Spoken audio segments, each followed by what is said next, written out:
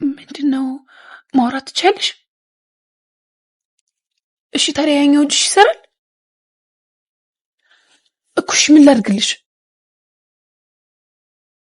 ወረቀት እስክሪብቶ ላምጣ?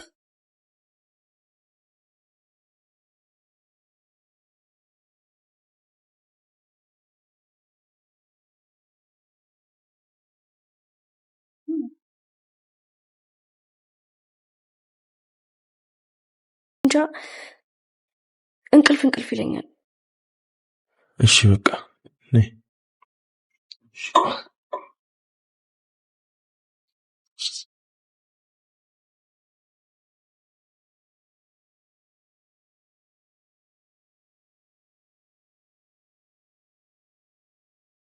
ይቺ ኬሲ ምን ልታረጋት አስበው? ሰላም የጽናት ድራማ ፋሚሊዎች፣ የጽናት ድራማ ቤተሰቦች እንዴት አላችሁ?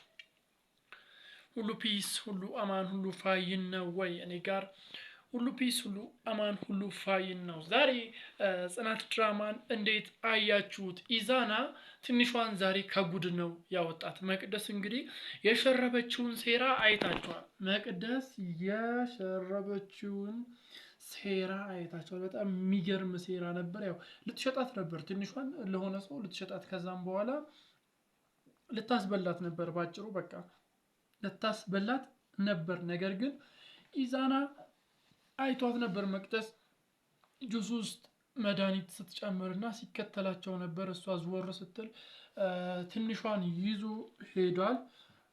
ስትመለስ መቅደስ ትንሿን አትታለች። ብቻ ላለመሄድ እምቢ ስትለው ስታስቸግረው ነበር። ቢሆንም ኢዛና በጉልበት አድርጎ ይዟት ነው የሄደው። ከትልቅ ጉድ ነው ያተረፋት። ከትልቅ ጉድ ነው ያወጣት ብዬ ነው የማስበው። በሌላ በኩል ደግሞ እንግዲህ ሰኒ ምሩን ለመጠየቅ መታ ነበር። እንዳያችሁት በጣም በሚገርም ሁኔታ ወረቀትና እስክሪብቶ ስጪኝ ስትላት ነበር፣ በምልክት ማለት ነው። ከዛም በኋላ ከሰጠቻት በኋላ ሰራተኛዋ መታ ምሩ ወደ ሳሎን እንድታልፍ አደረገቻት። ከዛም በኋላ ስትዝትባት ነበር ሰራተኛዋ፣ መዳን የለብሽም ትሞች ያለሽ በፍጹም አትድኝም አይነት ወሬ ስታወራት ነበር።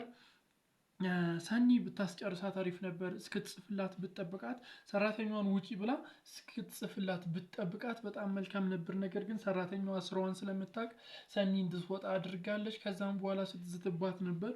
ብቻ አሁንም እጠብቃለሁ፣ ተመልሳ ትመጣለች። ተመልሳ ስትመጣ ጽፋት አሳያታለች ብዬ አስባለሁ። እናንተ ምን ታስባላችሁ በዚህ ጉዳይ ላይ? ለሰኒ ትነግራለች ምሩ ያንን ነገር ጽፋ ለሰኒ ታሳያለች ወይስ አታሳይም? ምን ታስባላችሁ በዚህ ጉዳይ ላይ? ያላችሁን ሀሳብ፣ በዚህ ጉዳይ ላይ ያላችሁን እይታ፣ ያላችሁን አመለካከት ይፈጠራል ብላችሁ የምታስቡትን በኮሜንት መስጫ ሳጥን ላይ አስቀምጡልኝ። በሌላ በኩል ደግሞ ናቲ ከኪራ ጋር ተገናኝተው ነበር። በቃ ቅዱሴ ሲኖር ብቻ ነው የምታስታውሱኝ እንጂ አታቁኝም፣ በፍጹም አታስቡኝም ምናምን ሲለው ነበር። እንደዚህ አስቸግሮኛል ምናምን እየሰፈር ወጠምሻ በቅዱሴ ፍቅረኛ በሰላም ምክንያት ምናምን ብሎ ሲያወራው ሲያማክረው ነበር። ከዛም በኋላም ኪራም ተረድቶት ይሄማ ትልቅ ችግር ይፈጥራል፣ ስለዚህ እናወራዋለን፣ መተን እናወራዋለን ምናምን ሲለው ነበር። እስቲ ምን ይሉታል፣ ምን ያደርጉታል አሁን ቀጥይን ማለት ነው። ሄደው ምን ሊሉት ይችላሉ?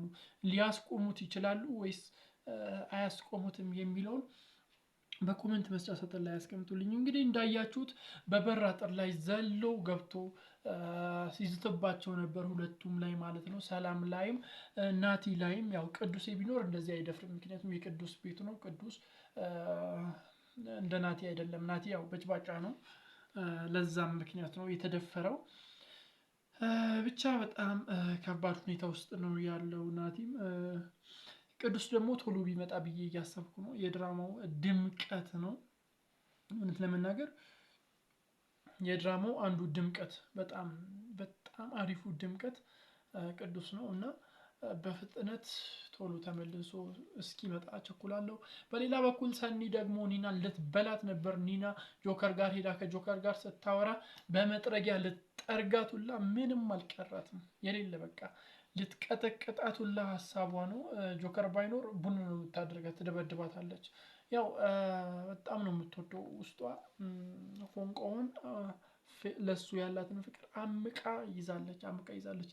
ግልጽ ብታደርገው መልካም ነው ብዬ ነው የማስበው። እንደዚህ ከምትቀና ግልጽ አድርጋ ከሱ ጋር አሪፍ የሆነ ግንኙነት ብትጀምር መልካም ነው ብዬ አስባለሁ። እናንተ ምን ታስባላችሁ? እስቲ በቀጣይ ላይ ይፈጠራል ብላችሁ የምታስቡትን ሀሳብ፣ አስተያየት፣ ግምት በኮመንት መስጫ ሳጥን ላይ ያስቀምጡልኝ። ለዚህ ቻናል አዲስ ከሆናችሁ ሰብስክራይብ በማድረግ የደወል ምልክቷን መጫን እንዳይዘነጋ ባይ